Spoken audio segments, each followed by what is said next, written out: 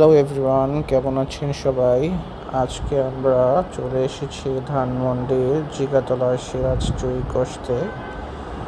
তো হঠাৎ করে সবার একটু খাওয়া দাওয়া করতে ইচ্ছে হলো, তাই সবাই মিলে চলে আসলাম সিরাজ চুই কষতে। এখানে আমাদের জন্য খাবার নিয়ে এসেছেন ওনারা।